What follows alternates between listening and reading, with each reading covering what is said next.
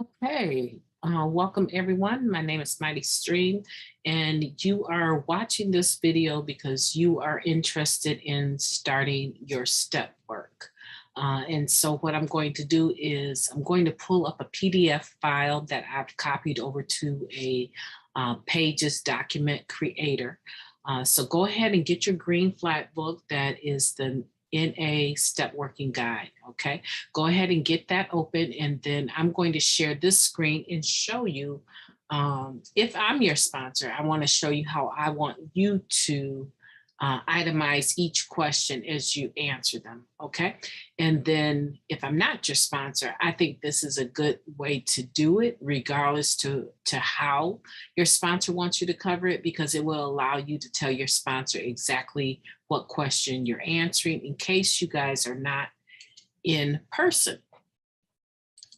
Because I do know from my own experience that when you are, let me find it. I'm working on uploading a video, but let me find it. I know that when you're sitting with your sponsor and you're answering questions from your journal, it can become complicated to make sure that you two are answering the same questions.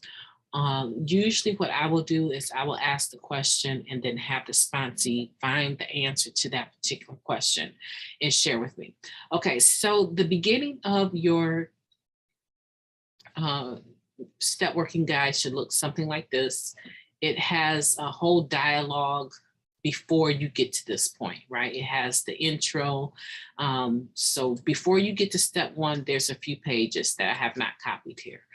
So now here we are at step one. You're going to read as much information on step one as possible, but definitely read through this, right?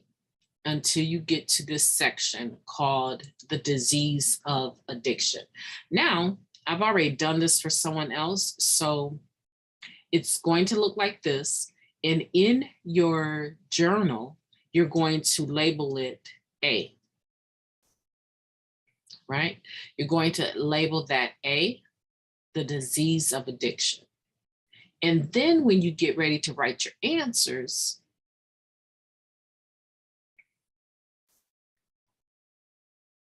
all right, this one would look like your first bullet point, right? This one should be your first bullet point. It's going to have, I'm trying to think what kind of bullets it uses. I think it looks something like, let me look here. It looks like a little arrow. If it doesn't look like an arrow, it looks like a regular bullet, right? So all of these are bullet points where I have numbers, they're actual bullet points. So let's just use two as an example, and then I think you'll be well on your way. Okay, so in the first bullet under A, the disease of addiction, you're going to write on your journal, A, the disease of addiction. And you notice underneath this particular section, there are several sections of questions. This is a bullet, right? This is a bullet right here. This is a bullet. This is a bullet. So there's at least under this first section, there's 4 bullets, and then there's even more. So that's 4, this is 5, this is 6, okay? So there's several sections, and within each section, you will find that there are several questions.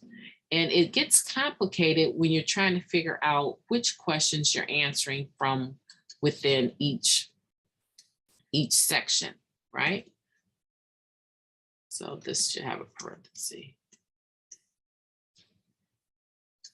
All right, did it right this time. So what I want you to do is when you get to A, the disease of addiction up here, now you're going to start answering your bullets, but your bullets aren't going to be, I don't want you to number them as bullets. I want you to, on your paperwork, on your journal, number it as number 1. The first bullet receives a number 1, and the question, the first question under 1 is going to get the letter A. And then you're going to answer that, okay? And then that's the question. And then that's my answer, right? The disease of, this is my answer. This does not apply to you.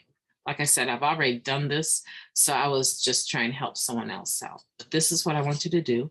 And then this is B. Has my disease been active recently? This is B. You're gonna give that the letter B. So this is 1A and 1B.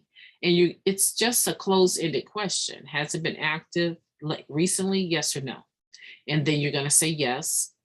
And then when you get to the next question, which says in what way, you're going to label that on your paperwork as C. In what way? And then I provided an answer, right? I talked about eating late at night, right? So I provided an answer. And that's how you do it. Then when you get to your next bullet on your paperwork, in your actual journal that you're writing, it becomes number 2. And this becomes question A. So this is 2A. And it says, what is it like when I'm obsessed with something? And you write your answer. Then when you get to the next question within that section, you're going to call that B. And that is, does my thinking follow a pattern? Describe. So I put the answer after the word describe, but you're answering to B. Yes, my thinking is completely obsessive, blah, blah, blah, right? Then when you get to the third bullet, you're going to label that as 3. 3A for the first question in that section, and then 3B for the second question in that section. And you're just going to go through it like that. You're going to label each question, instead of it being a bullet, you're going to give it a number so that as you write on it, you know what you're doing, right? I'm trying to figure out why the font is so small, but it doesn't matter. You're going to go ahead and call this 4A, B. However many question marks are within that question will tell you how many letters you have. So for 4, there's 1, 2, 3, 4, 5. So you're going to have 4A, 4B, C, D, and E. You will have 5 letters after the 4. And you will put them on your journal so that you know that you're answering 4C mentally. And you go ahead and answer it. You don't have to rewrite your question. I think it's very time consuming to rewrite the question, even though we were trained in school to do that, right? Rephrase the question in your answer, or write your question and then write the answer to it. It's very time consuming because you're going to be doing a lot of writing. Now you see this little break in here after 4, that 4th bullet. All right. It leads you into another line of questioning, but it's all, I need to cough. Give me just a second here.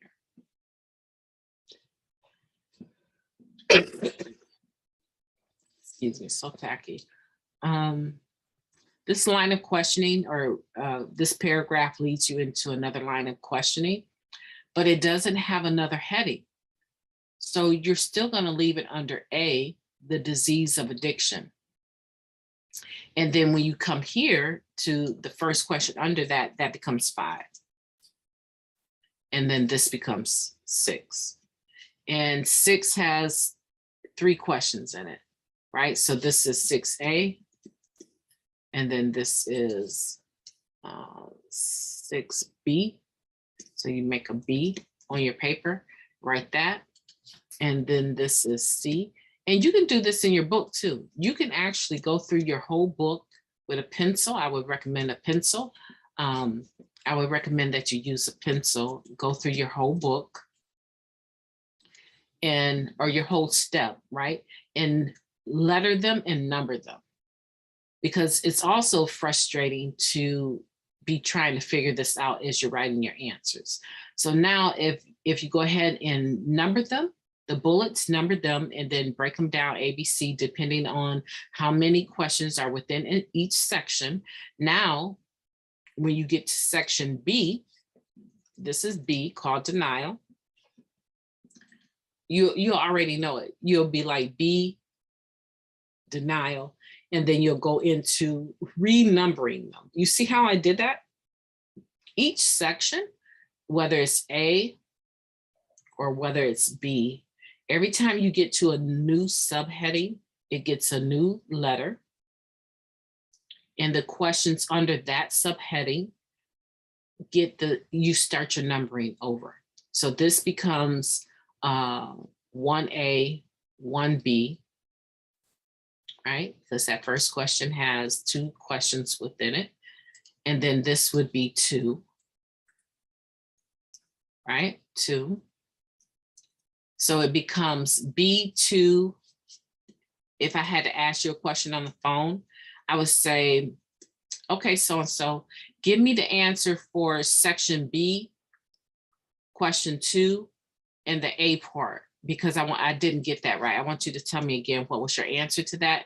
And I might read it, how I compulsively acted on it, how have I acted on an obsession, and then acted as if I had actually planned to act that way. That's a good, I love this section here.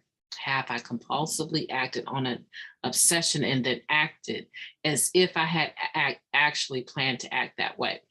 Okay, I'm tongue-tied because I've been taping for a long time this morning, but I wanted to make sure I get this to you so that you know each subheading, this I labeled as C already, right? Each subheading actually gets its own letter, and then you will restart the numbering from the beginning. 1, 2, you see that?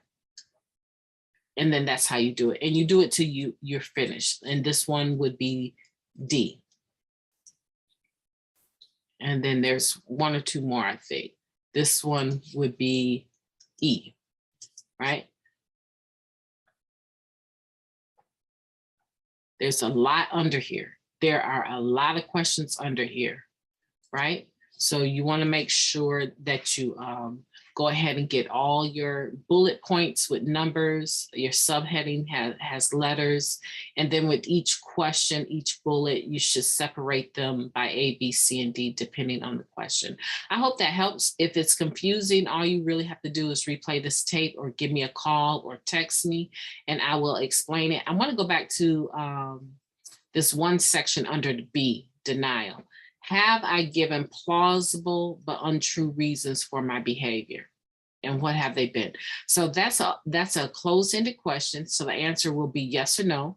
And then what have they been? That's where you will explain in the B part of 1. You will explain that answer. Plausible, check this out. I don't know, look up plausible, if it'll show it to you or not. Plausible means, let's see, seeming reasonable or probable, credible. These are other words that it could mean. Believable, likable, feasible. That's what the definition is. It seems plausible that one of 2 things may happen. So it sounds reasonable, but then here's the catch, right? But untrue reasons for my behavior. It sounds believable, but it's kind of like, trying to throw someone off your game a little bit. You give half of a truth or something that sounds like it could really be, yeah, her mother is always calling her for stuff. So yeah, it's plausible that she didn't come home because her mother called and said she needed someone to sit with her because she was scared to be alone. Or it's plausible, that I would tell, someone that I usually borrow money from that, the bill came up and I just am not able to pay it. Can you give me, I just need $50. It sounds plausible, but it's not true because you already paid the bill, right? So that's how we tend to lie sometimes, but I hope that helps you.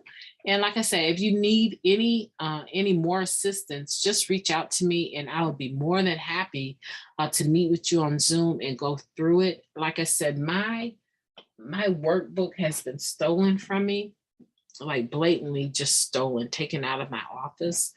So I need to get another one, but I will definitely use this PDF to go over your step work with you. And then I'm excited for you. If you're serious about doing your step work, I'm serious about helping you to do it. Okay, talk to you later. Bye.